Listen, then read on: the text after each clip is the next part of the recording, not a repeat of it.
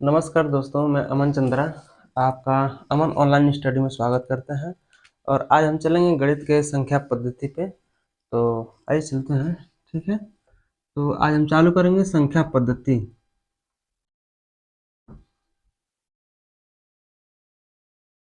संख्या पद्धति इसमें जानेंगे अंक। पहले अंक होता क्या है। अंक, जब तक अंकों को नहीं जानेंगे तब तक गणित के किसी भी मेथड को हम नहीं जान पाएंगे। तो अंक हमें सबसे पहले जानना जरूरी होता है। तो अंक क्या होता है कि गणित की वह संख्या, गणित की वह संख्या जिसे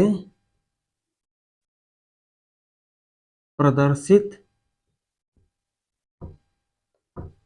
करने के लिए 10 चिन्हों की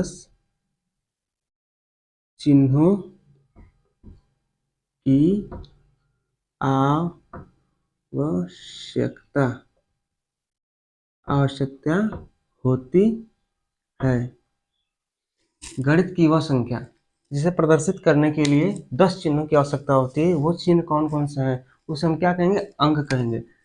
जैसे कि 0 हुआ, 1 2 3 4 5 6 7 8 9, ये हमारा क्या हुआ, ये अंक है। ठीक, ये अंक है। ये क्या है कि हमारा 0 से लेकर 9 तक की हमारे क्या है, गणित की संख्या को, गणित को सुगम बनाने के लिए ये संख्या हमें निर्धारित किए गए हैं हम लोग। और ये गणित की संख्या के लिए हमें काफ़ी लाभदायक है। और ये हमें 10 अंकों की संख्या प्राप्त है। और इसके बाद से ये इसमें 0 है, जो 0 0 एक ये असार्थक है, असार्थक है, अंक है। ठीक है, और बाकी 1 से लेकर 9 तक की सभी संख्या क्या है, सार्थक है, सार्थक अंक है। ठीक, सार्थक अंक है। इसमें क्या है कि यदि जीरो को 1 के पीछे लगा दिया जाए तो ये क्या होगा, हमारा ये अंक जो बनेगा सार्थक बनेगा। लेकिन यदि 0 मतलब 1 के पहले यदि कितना हो भी 0 लगा दिया जाए, कितना हो भी 0 लगा दिया जाए, तो वो संख्या क्या कहलाएगी, 1 कहलाएगी। इसलिए हमारा ये 0 जितना है ये असार्थक क्रिया है, अंक है। ठीक है, अब चलेंगे हम लोग कहाँ पे, संख्या पे चलेंगे। ठीक, संख्या, संख्या किसे कहते हैं, देखिए संख्या गणित में गणित में की जाने वाली गणित में की जाने वाली सार्थक समूह को, प्रयोग की जाने वाली सार्थक समूह को हम संख्या कहेंगे।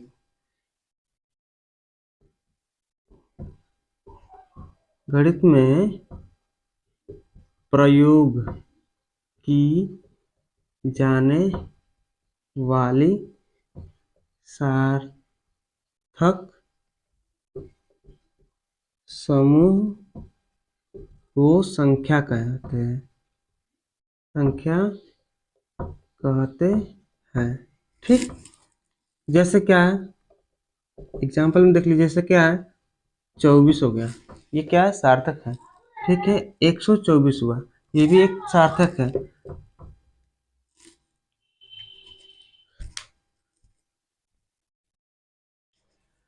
अब देखेंगे संख्या, संख्या किसे कहते हैं। ठीक, संख्या, ठीक है, तो अंकों की सार्थक सार्थक समूह को संख्या कहते हैं। ठीक है, संख्या कहते हैं। जैसे क्या है कि हमारा 24 हो गया, 36 हो गया, 35 हो गया, 40 हो गया, डॉट डॉट करके जितनी भी संख्या हैं, ये क्या हमारा सार्थक सार्थक है। ठीक है, ये हमारा सार्थक है, तो इसे क्या कहेंगे, हम संख्या कहेंगे। ठीक है, तो आइए अब चलते हैं संख्या के प्रकार पर। ठीक है, अब संख्या के हम लोग प्रकार पे चलेंगे। ठीक, तो संख्या के प्रकार, संख्या के प्रकार, ठीक है, संख्या के प्रकार। संख्या का प्रकार हम जानेंगे। प्राकृतिक संख्या, प्राकृतिक प्राकृतिक संख्या, ठीक है। प्राकृतिक संख्या जिसे हम गिन सकते हैं, जिसे गिना जा सके, वो क्या है? प्राकृतिक संख्या है।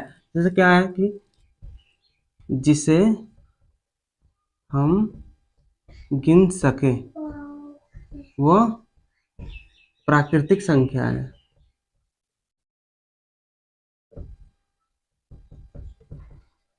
प्राकृतिक संख्या है। जैसे क्या है? 1 2 3 4 5 डॉट डॉट डॉट करके अनंत तक, ठीक है। प्राकृतिक संख्या, सबसे छोटी प्राकृतिक संख्या, सबसे छोटी प्राकृतिक प्राकृतिक संख्या, सबसे छोटी प्राकृतिक संख्या कितनी, कौन सी है? 1 है, ठीक है। और सबसे बड़ी गिनी नहीं जा सकती है, ठीक है। ये ज्ञात नहीं किया जा सकता है, ज्ञात नहीं किया जा सकता है, ठीक है। ये क्या है? प्राकृतिक संख्या जिसे हम गिन सकते हैं, वो हमारी क्या है? प्राकृतिक संख्या है। जैसे 1 2 3 4 5 डॉट डॉट करके इनफाइनाइट तक। और प्राकृतिक संख्या की सबसे छोटी जो इकाई है, जो संख्या है, तो वो क्या है? हमारा 1 है, 1 है, ठीक है। और सबसे छोटी संख्या, सबसे बड़ी संख्या क्या है? ज्ञात नहीं की जा सकती, ठीक है। तो हम अब चलेंगे पूर्ण संख्या पर, ठीक है। पूर्ण संख्या कौन कौन सी होती है? देखिए, अब ये प्राकृतिक संख्या हम लोग देखें, अब ये पूर्ण संख्या देखेंगे। पूर्ण संख्या, पूर्ण संख्या होता क्या है, ठीक है। तो इसमें क्या है कि जीरो, जो हम शून्य को वहां पे असार्थक कह रहे थे, उसी को हम साथ इंक्लूड कर देंगे, प्राकृतिक संख्या के साथ इंक्लूड कर देंगे, तो हमारा क्या हो जाएगा? पूर्ण संख्या हो जाएगा। इसमें क्या है? शून्य से लेकर प्राकृतिक संख्या को पूर्ण संख्या कहते हैं, ठीक है। तो इसमें क्या है कि 0 1 2 3 4 5 डॉट डॉट करके बहुत संख्या बना सकते हैं। तो हम जाना क्या? पूर्ण संख्या क्या कौन कौन सी होती है? 0 से लेकर प्राकृतिक संख्या, प्राकृतिक संख्या हमारा ये है, प्राकृतिक संख्या हमारा ये है, और इसमें ये 0 हमारा इंक्लूड कर दिए, तो हमारा ये क्या हो जाएगा? पूर्ण संख्या हो जाएगा, ठीक है।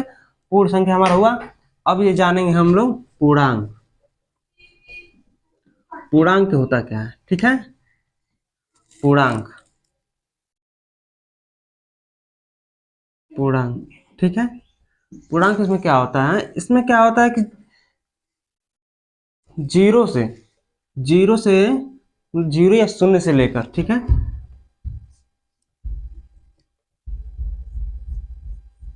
गणित के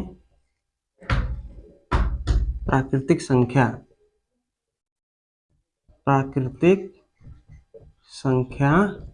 व शून्य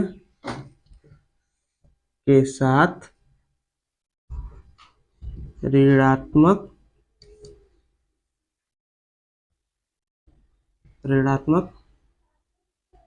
समूह को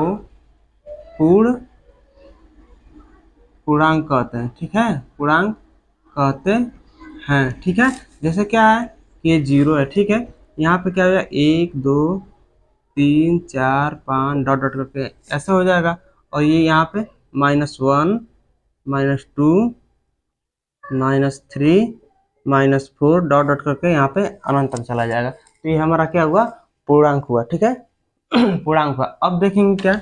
परिमेय संख्या, परिमेय संख्या देखेंगे, ठीक है। परिमेय संख्या किसे कहते हैं? परिमेय संख्या, परिमेय संख्या किसे कहते हैं? सिंपल सा ये फंडा है कि हमें परिमेय संख्या होता क्या है, कैसे इसे पता लगा सकते हैं, ज्ञात कर सकते हैं, ठीक है। तो सिंपल सा इसका परिभाषा है, जिसे P बटे Q के रूप में लिखा जाए वह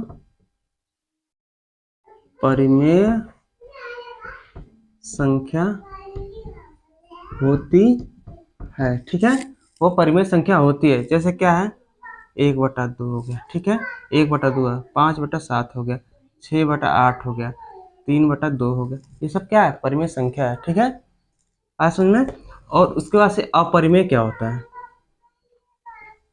अपरिमेय, अपरिमेय संख्या, अपरिमेय संख्या, अपरिमेय संख्या क्या होता है?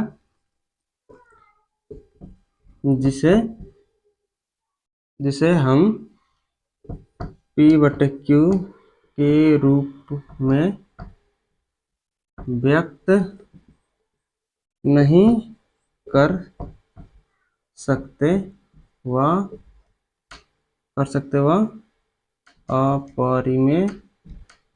अपरिमेय संख्या होती है। ठीक है, वह अपरिमेय संख्या होती है। जैसे क्या है, एग्जाम्पल में देख लीजिए, यहाँ पे √2 हो जाएगा, √3 हो जाएगा, √7 हो जाएगा, डॉट डॉट करके यहाँ पे बहुत सारी संख्या हो जाएंगी। तो ये हमारा क्या होगा, ये अपरिमेय हो जाएगा। ठीक है, आज समझ में। परिमेय क्या होता है एक बार देख लीजिए। परिमेय क्या होता है, जिसे P/Q के रूप में लिखा जा सकता है, वो परिमेय संख्या होता है। जैसे 1/2 हो गया, 5/7 हो गया, 6/8 हो गया, 3/2 हो गया। तो ये हमारा क्या है, ये परिमेय संख्या है। अपरिमेय संख्या क्या होता है? अपरिमेय संख्या जिसे हम P/Q के रूप में नहीं लिख सकते हैं, वो हमारा अपरिमेय संख्या हो सकता है। जैसे यहाँ पे देखिए, √2 हो गया, √3 हो गया, √7 हो गया, ये बहुत सी संख्या आ जाएंगे ऐसे। ठीक है, आया समझ में। अब देखिए, अब सम संख्या होता क्या है? ठीक है, सम संख्या, सम संख्या, सम संख्या किसे कहते हैं? जिसे सम संख्या किसे कहते हैं? जिसे किसी भी संख्या को 2 से डिवाइड किया जा सके, यदि 2 से कट जाए तो हमारा वो सम संख्या होता है। ठीक है,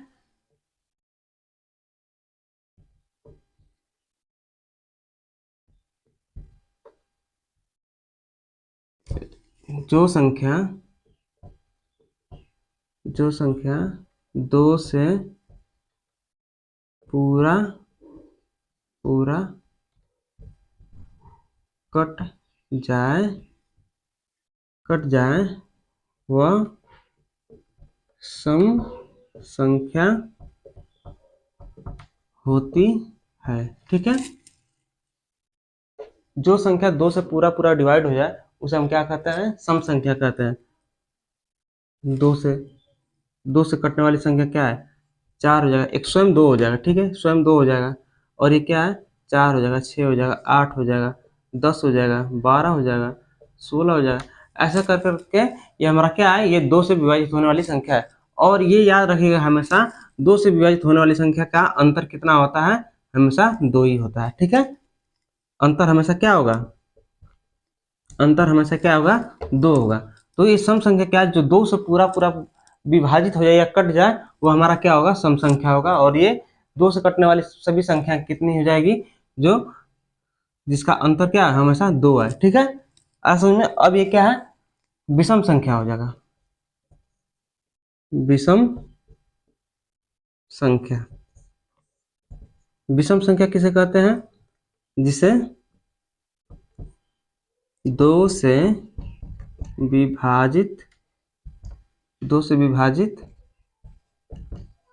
नहीं किया जा सके, उसे हम विषम संख्या कहते हैं। विषम संख्या क्या होता है? जिसे 2 से विभाजित नहीं किया जा सकता है, वो क्या होता है? विषम संख्या होता है। जैसे क्या हुआ? 3 हुआ, ठीक है, 3 हुआ, 2 भी हो जाएगा। ठीक है, नहीं 2 नहीं होगा। ठीक है, 3 हो गया, 5 हो गया, 7 हो गया, 9 हो गया, 11 हो गया, 13 हो गया। ये क्या है? ये 1 से कटेंगी या स्वयं से कटेंगी। ठीक है, ये संख्या क्या है? 1 से कटेंगी या फिर स्वयं से ही कटेंगी, वो संख्या क्या है? ये विषम संख्या होती है। ठीक है, तो आया समझ में? विषम संख्या और सम संख्या होता क्या है? सम संख्या क्या होता है? जो संख्या दो से पूरा पूरा कट जाए वो क्या होता है? हमारा सम संख्या होता है। 2 4 6 8 10 12 जितना होता है संख्या वो, जिसका अंतर क्या होता है?